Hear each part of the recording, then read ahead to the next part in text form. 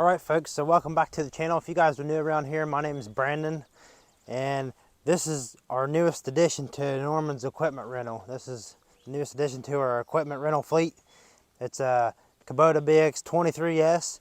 On the front we got a bucket with a quick attach. I got a set of pallet forks with it, and some other little additions I got with it also was they loaded the rear tires with beet juice, and the pads on the outriggers are metal, but on the bottom of the metal they got pieces of rubber, so you can use it on concrete and put your outriggers down without scratching it all to pieces. And something else we also got with it was an adjustable thumb on the backhoe itself. Pull the pin out, move it, adjust it to wherever you want it, repin it, and you're good to go, and you can use it as you want. I also got the 3-point hitch stuff with it, which I probably would not rent it out with a 3-point hitch attachments on it. It'll just be rented out with the backhoe and the bucket or a set of forks on the front. And I also got the other set of pads that these normally come with, the feet for the outriggers that are just metal, and you can use them for dirt, I assume, which you can use these on dirt too. You'd most likely probably not want to use them on dirt because you wouldn't want to get rocks and stuff in there if you had to use it on concrete, so that way it doesn't scratch up your concrete. Now enough about the little BX here, and on to some other things. I've had a lot of messages and comments, emails asking about startup cost and how did I get my loans on my equipment, did I get a business loan and things like that. So starting out, I set up my business account and I put $1,000 of my personal money, my savings, in my business account.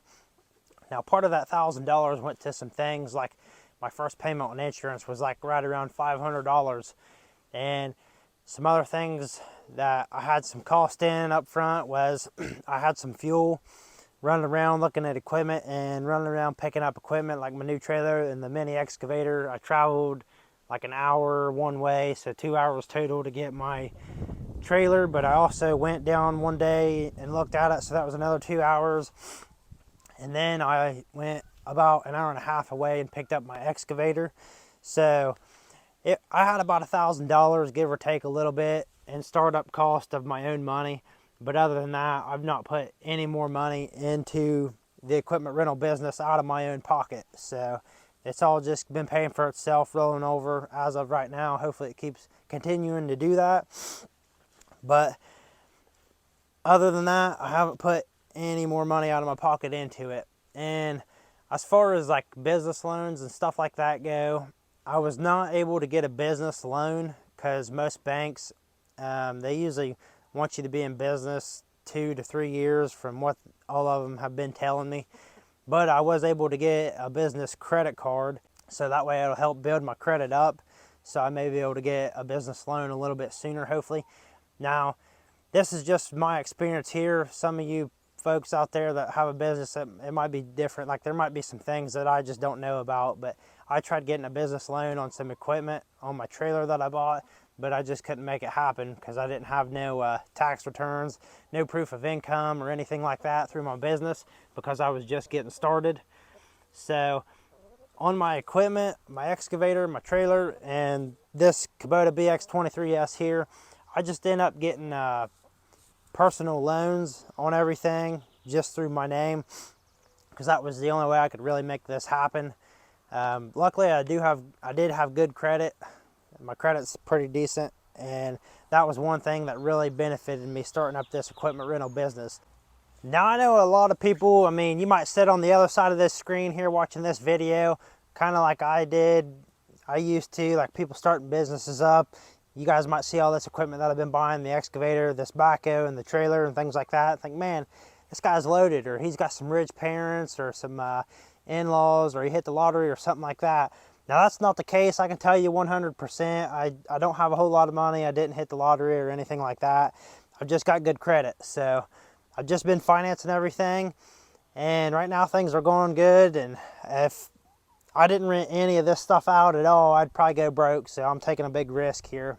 I'm basically gambling with my money, but it's a little bit better than buying scratch-off tickets or anything like that. Yeah, I know a lot of folks are nervous starting up businesses because you just never do know people's situation. Like if they did like inherit some money or anything like that, but I haven't inherited money. I put $1,000 in this whole business, but just keep in mind, I did have all my ducks in a row, all my chickens.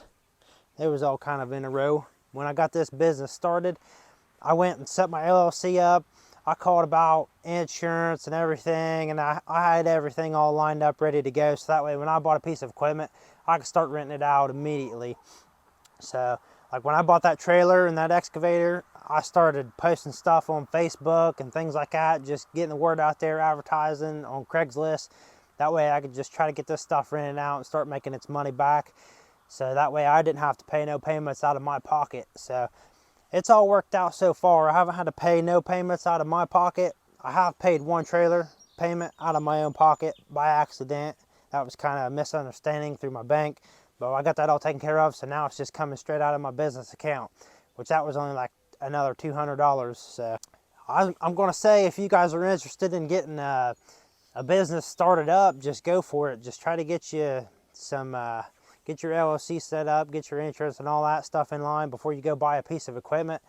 And if you got some halfway decent credit, I'd say you guys could probably go finance some equipment. So when I was looking at buying some equipment, I was kind of comparing the new versus used prices. For instance, let's take my Kubota U17. I'm in that thing for about $35,000, and I was looking up some used ones. I found one that was a couple years old. It looked like it was in pretty good shape. I mean, it was really good shape for them, however many hours was on it. I think it was like right around 1,700 hours, and these people was asking $21,000 for it. So I got doing some math in my head, breaking it up, and saying if I rented my Kubota U17 out for 1,700 hours, it will have paid itself completely off by then. And these people were asking $21,000 for that Kubota U17.